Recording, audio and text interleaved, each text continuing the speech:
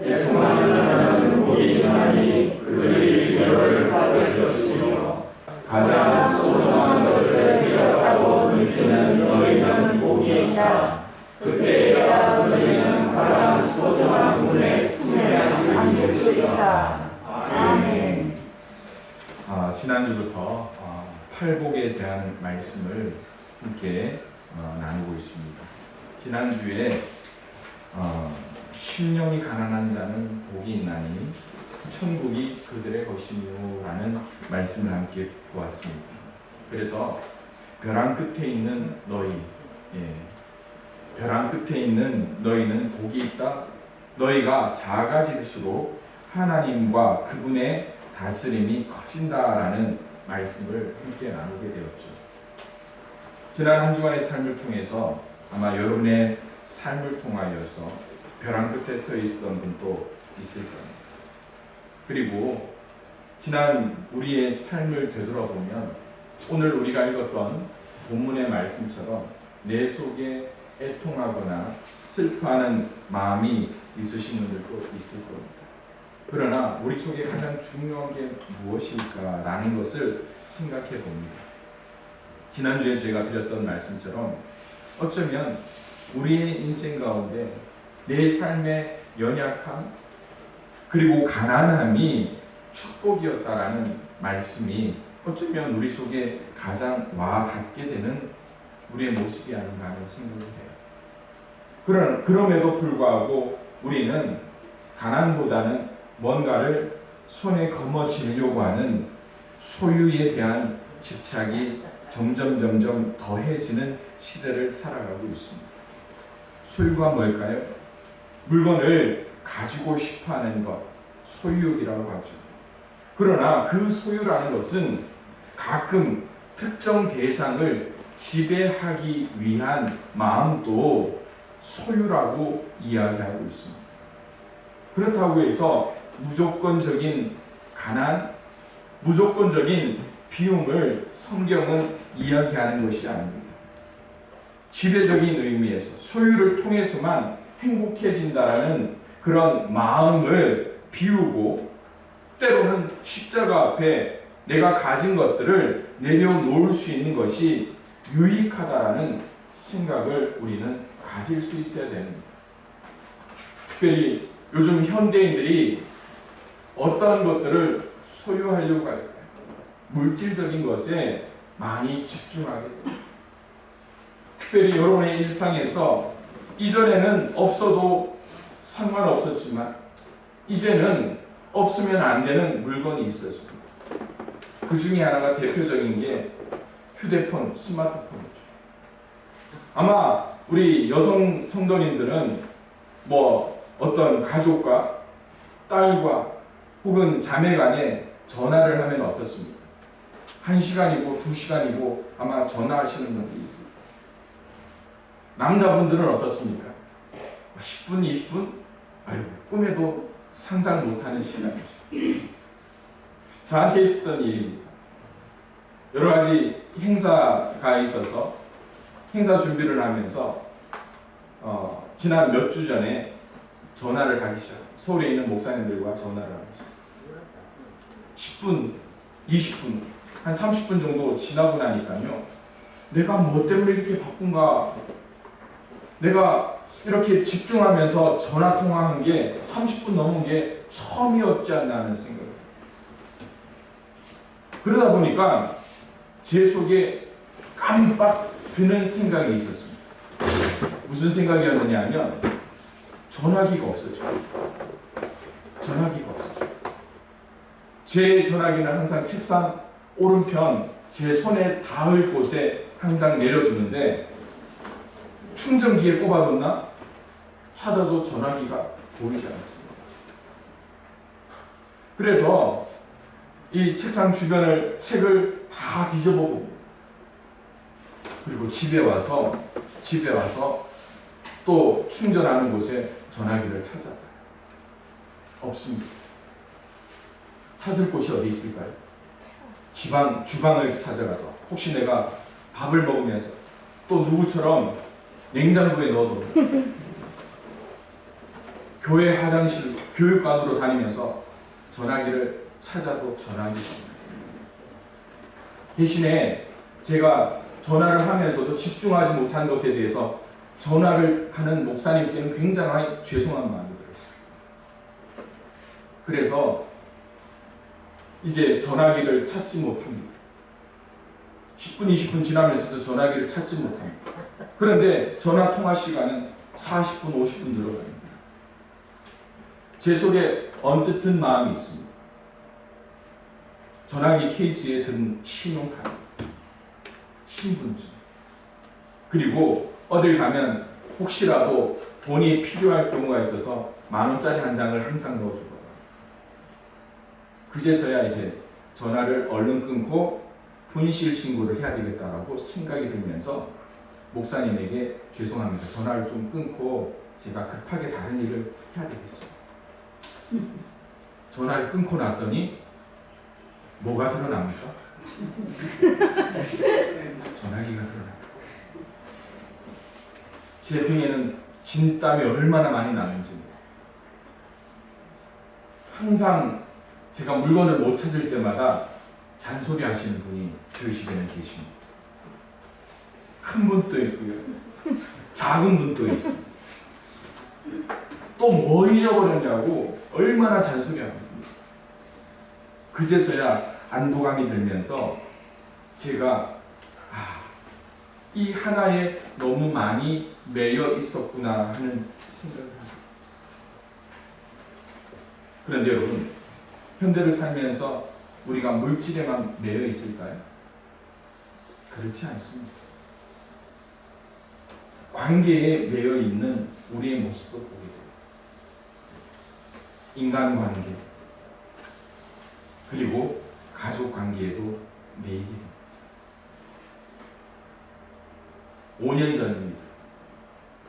2016년 7월 18일, 어제 날짜죠. 어제 날짜를 저는 평생 기억할 거예요.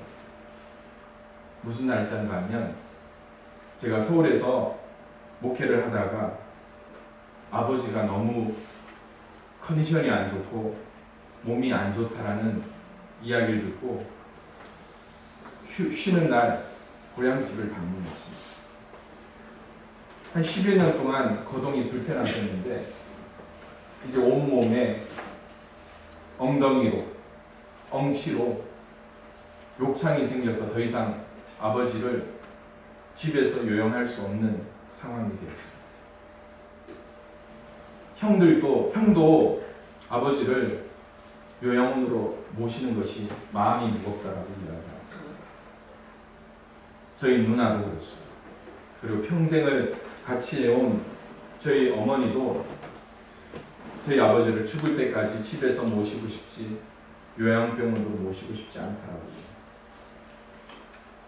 그런데 제가 와서 보니까 더 이상 집에서는 손쓸 수 없을 정도로 저희 아버지가 약해지셨고 병이 깊어져 있었어요. 표현을 못 하시는 아버지도 병원에 갑시다 라고 했더니 울면서 가기 싫다고 하시더라고요. 그 인간관계라는 것이 얼마나, 그리고 가족관계라는 것이 얼마나 진한 것인가. 물론 저보다 인생의 선배이신 우리 성도님들은 이 모든 과정을 먼저 경험하신 분들도 있을 겁니다.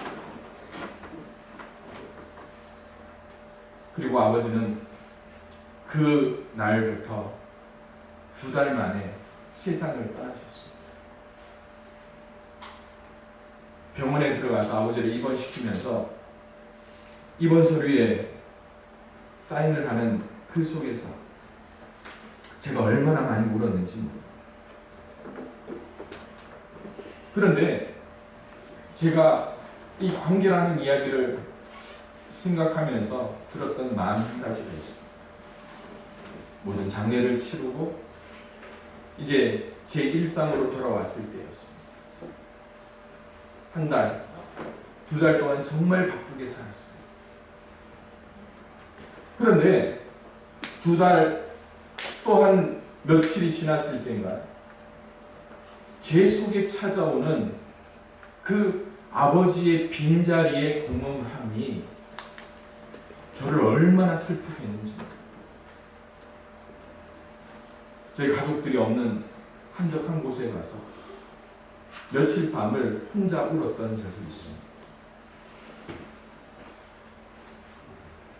그런데 사랑하는 성도 여러분, 우리는 물질이나 또 그 관계를 잃지 않기 위해서 얼마나 발버둥치고 있는지.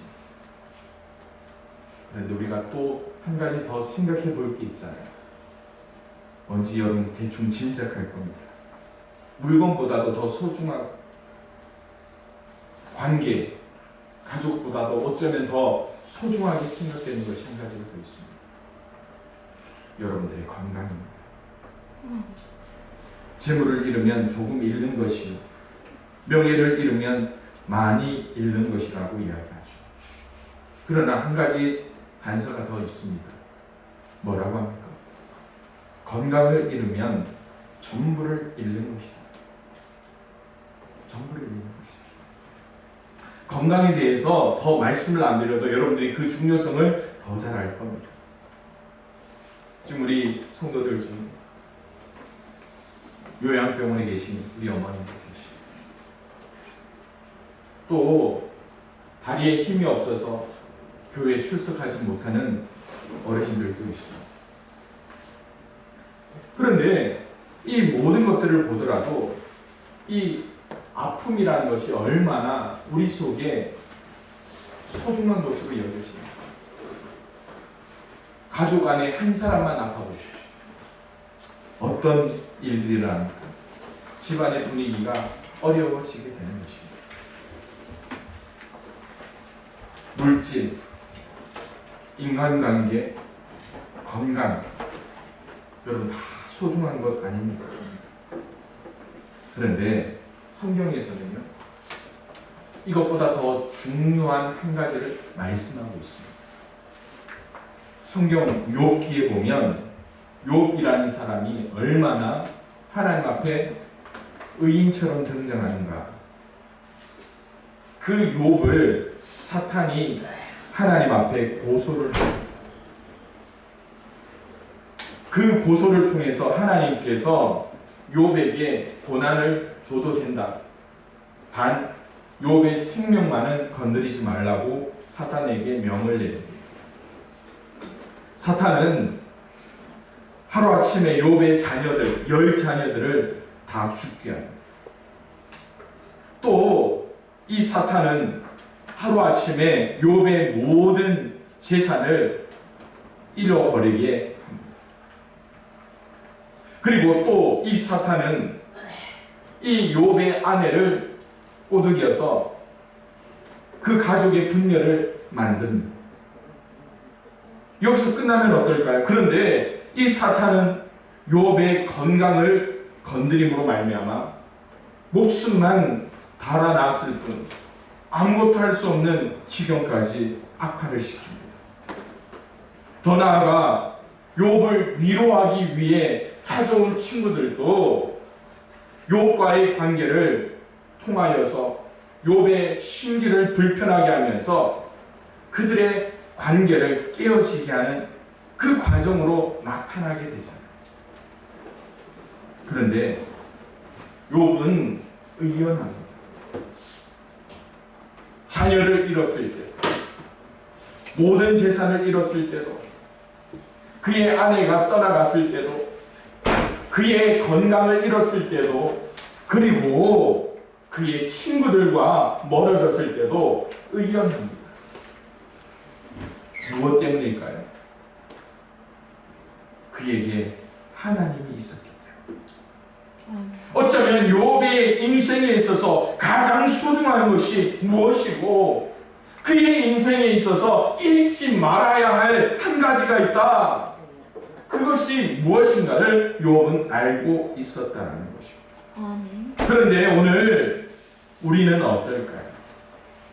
우리가 가지고 있는 성경에는 애통하는 자는 복이 있다라고 표현하고 있습니다. 애통한다라는 게 어떤 것일까요? 애통한다는 것은 심히 근심하고 고통스럽게 슬퍼하는 것을 의미합니다. 이 애통한다라는 것이 창세기 37장에 보면 이 야곱에게 닥친 슬픔을 이렇게 표현하고 있습니다. 형들을 보러 나갔던 야곱의 아들 요셉이 짐승들에 의해서 죽었다는 소식을 그의 아들들을 통해서 듣게 되는 겁니다. 그때 야곱이 어떻게 그의 애통함을 드러내고 있는지 아십니까? 자기 옷을 찢고 굵은 배로 허리를 묶고 오래도록 그 아들 요셉을 위해 애통하였다라고 말씀하고 있습니다. 애통한다라는 것은 이처럼 어떤 단어로도 표현할 수 없는 속상한 극심한 슬픔을 나타내는 것입니다. 그러나 사랑하는 성도 여러분, 이 하나님의 섭리라는 것이 야곱에게 어떻게 나타납니까? 죽은 줄 알았던 그 아들이 애굽의 총리가 되어 있었던 것 아닙니까? 그러기에 저는 오늘 애통하는 자, 소중한 것을 잃은 자에게 주시는 하나님의 메시지가 뭔가? 그 첫 번째는요, 인생의 가치를 통하여서 우선순위가 무엇인지 정할 수 있는 성도님들이 되시기를 바랍니다.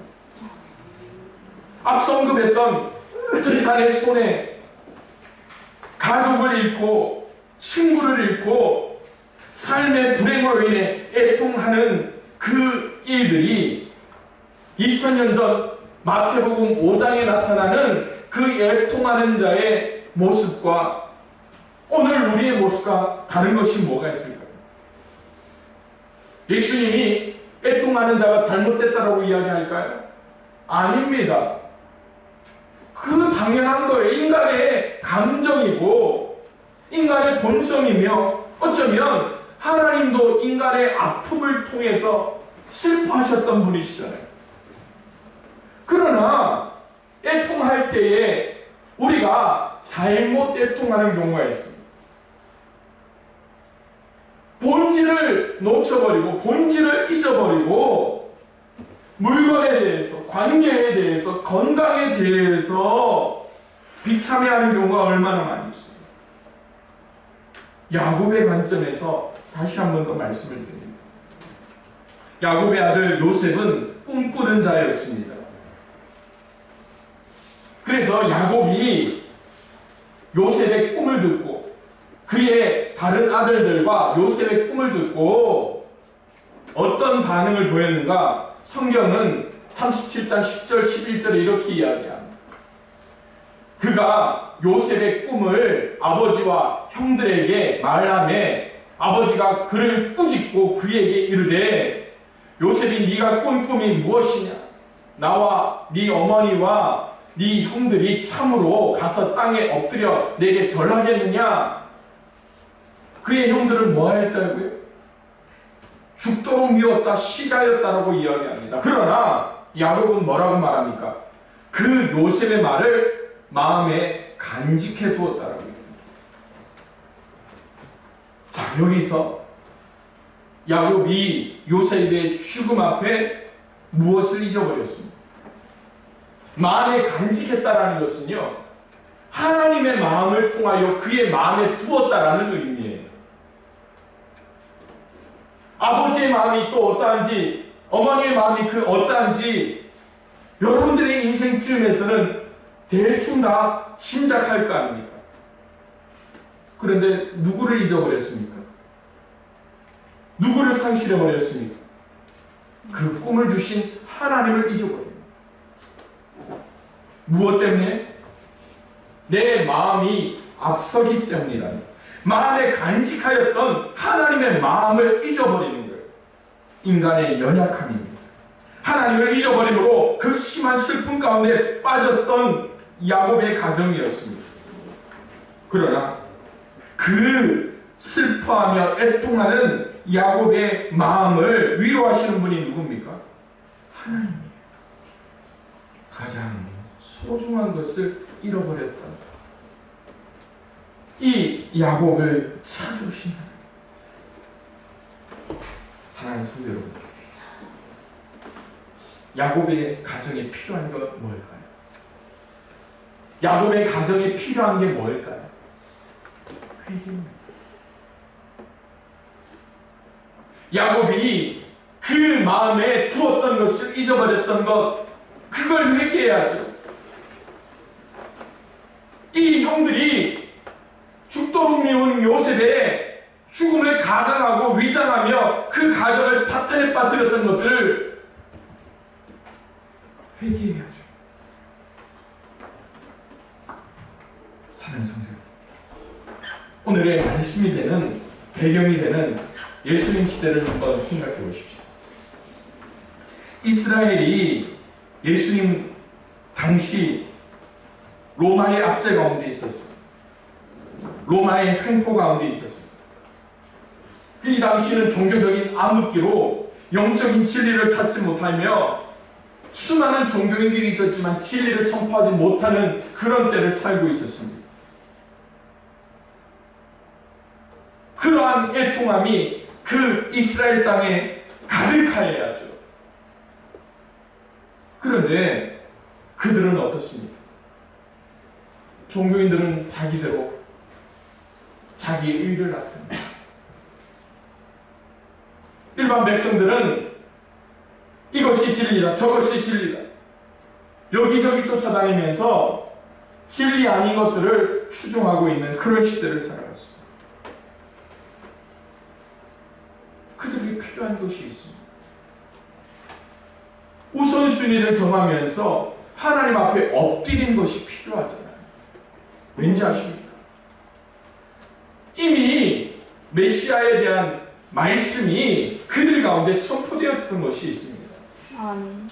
이사야 61장 1절에서 3절에 주 여호와의 영이 내게 내리셨으니 이는 여호와께서 내게 기름을 부으사 가난한 자에게 아름다운 소식을 전하게 하려 하심이라. 나를 보내사 마음이 상한 자를 고치며 포로된 자에게 자유를, 갇힌 자에게 노임을 선포하며 여호와의 은혜의 해와 우리 하나님의 보복의 날을 선포하며 모든 슬픈 자를 어떻게 하되 위로하되 시온에서 슬퍼하는 자에게 화관을 주어 그 죄를 대신하며 기쁨의 기름으로 그 슬픔을 대신하며 찬송의 옷으로 그 근심을 대신하고 그들의 의의 나무 곧 여호와께서 심으신 그 영광을 나타낼 자라 일컬음을 받게 하려 하십니다.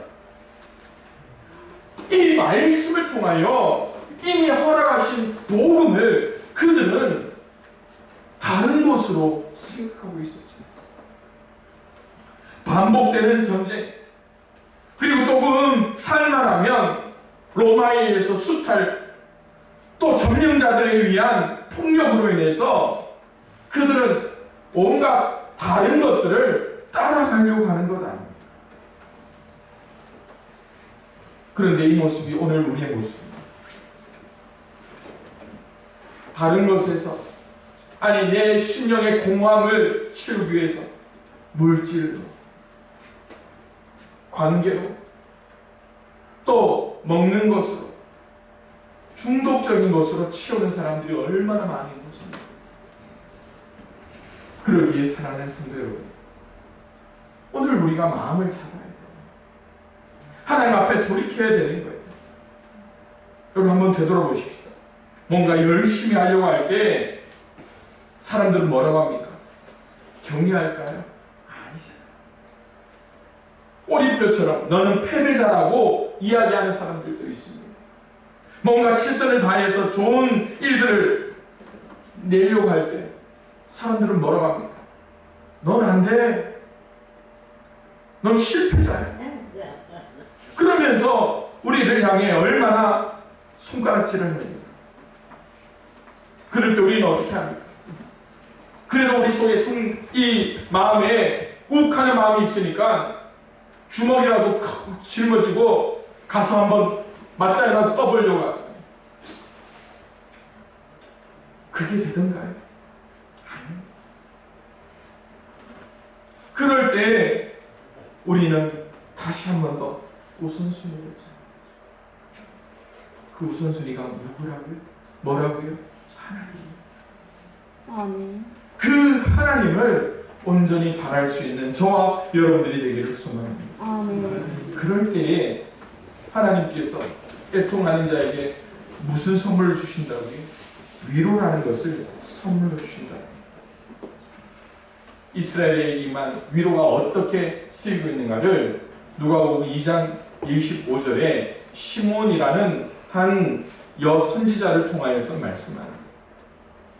예수님이 탄생할 때쯤 그 시몬이라는 사람이 있으니 이 사람은 의롭고 경건하여 이스라엘의 위로를 기다리는 자라.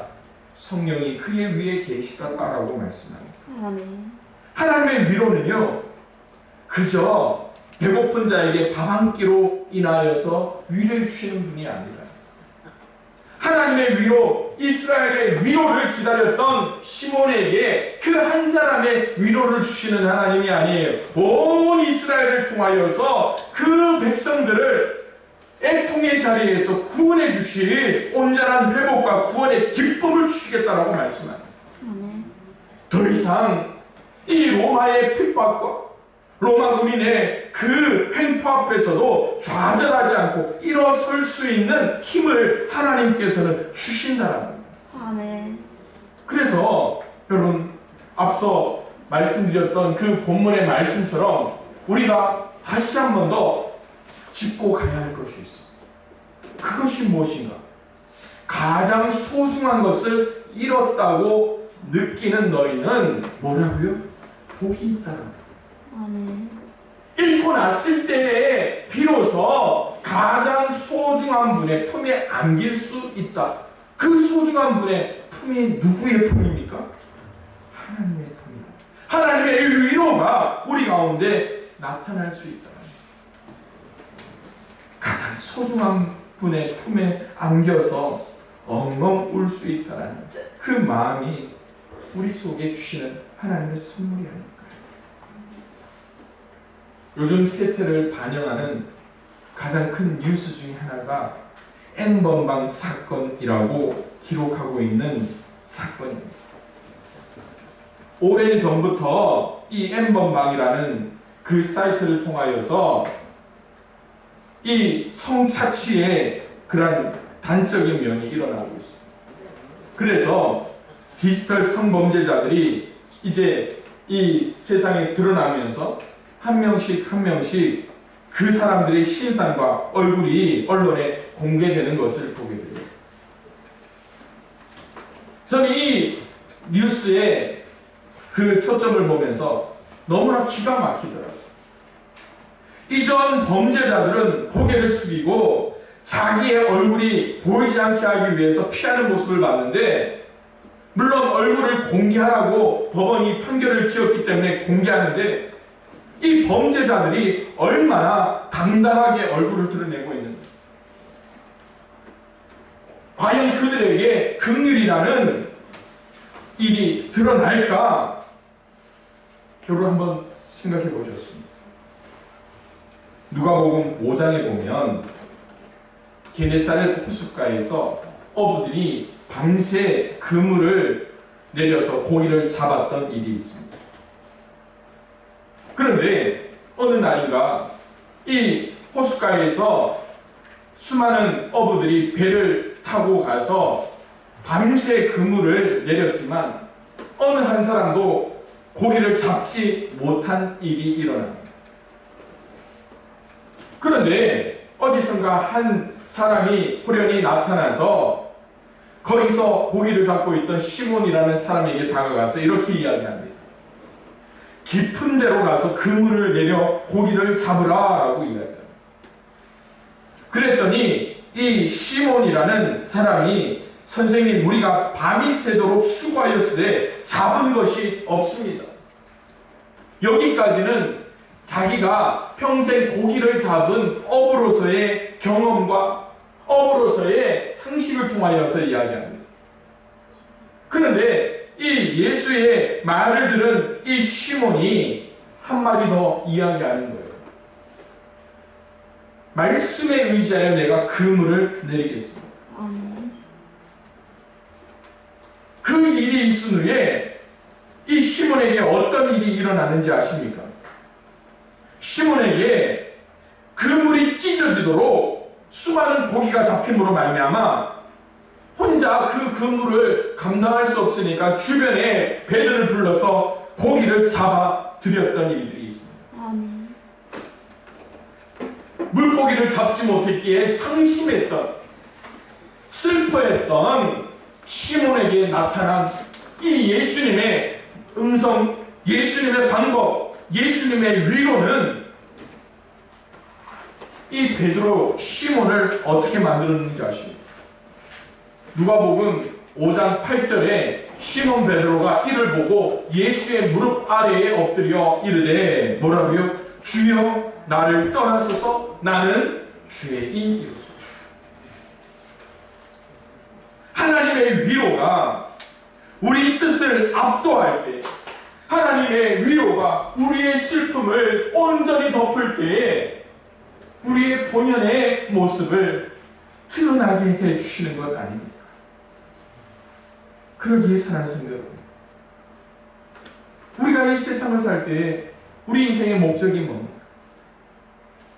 좀 더 가지는 것, 좀 더 명예를 추구하는 것, 권력을 추구하는 것일까요? 저는 이 짧은 인생을 살면서 그것은 아니라고 생각합니다. 물론 절대 부정은 아닙니다. 그러나 우리의 우선순위가 온전히 정해질 때에 하나님께서 우리를 통하여서 말씀하시는 것이 있잖아요. 그러기에 시편 기자는 이렇게 이야기합니다. 여호와는 마음이 상한 자를 가까이 하시고 충심으로 통회하는 자를 구원하십니다. 이것이 하나님의 방법이다. 아멘.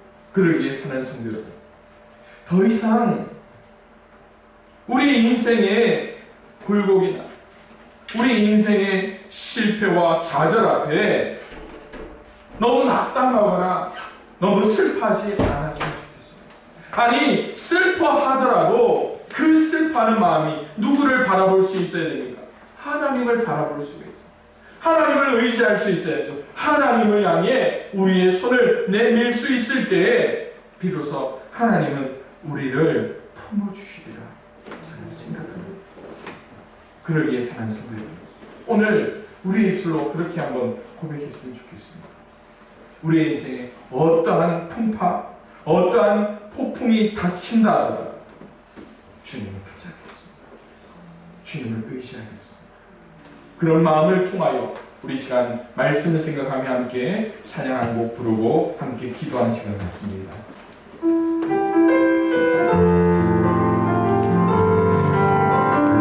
죽음의 주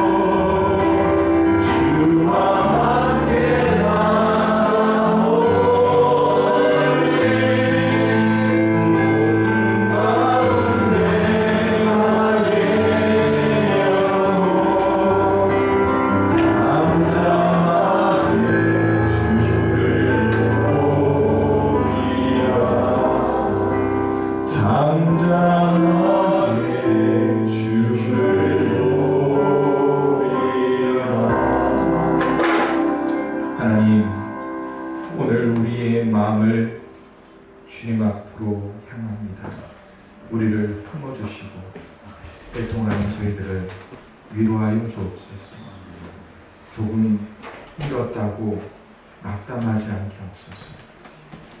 소중한 것을 이름으로 우리에게 다가오시는 그 하나님의 품에 온전히 안길 수 있는 우리 모든 성도들 되게 하여 주옵소서. 예수님의 이름으로 기도드리옵나이다. 아멘.